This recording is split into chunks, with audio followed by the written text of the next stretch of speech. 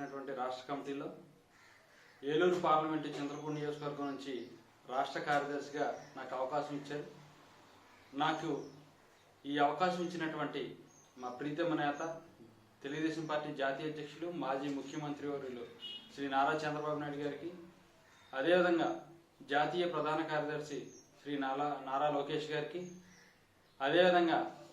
రాష్ట్ర అధ్యక్షులు శ్రీ అచ్చెన్నాయుడు గారికి, ఇతర పెద్దలందరికీ కూడా నా హృదయపూర్వకమైనటువంటి ధన్యవాదాలు తెలియజేసుకుంటూ, ఒక మారుమూల ప్రాంతం నుంచి ఒక సాధారణ బీసీ కుటుంబంలో పుట్టినటువంటి నాకు మరి రాష్ట్ర స్థాయిలో ఇంత చిన్న వయసులోనే అవకాశం ఇచ్చినటువంటి పార్టీకి నేను ఎల్లవేళలా రుణపడి ఉంటానని,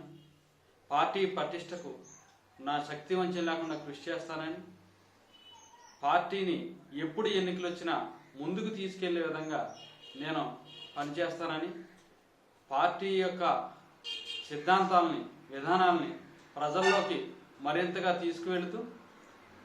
ఈ యొక్క వైఎస్ఆర్సీపీ ప్రభుత్వం చేపట్టేటువంటి ప్రజా వ్యతిరేక విధానాలని ఎప్పటికప్పుడు ప్రజల్లో తీసుకెళ్లి ప్రజలను చైతన్యవంతులు చేసి తెలుగుదేశం పార్టీ వైపు వారందరూ మరొకసారి ఆకర్షితులై తెలుగుదేశం పార్టీని రానున్న రోజుల్లో విజయం వైపు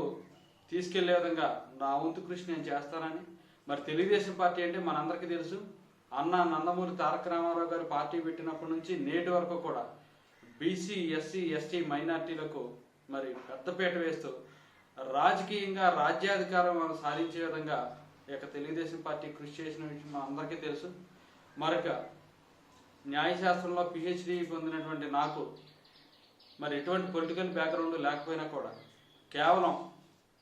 మరి బీసీలకి, చదువుకున్న వ్యక్తులకి, మరి టాలెంట్ ఉన్న వ్యక్తులకి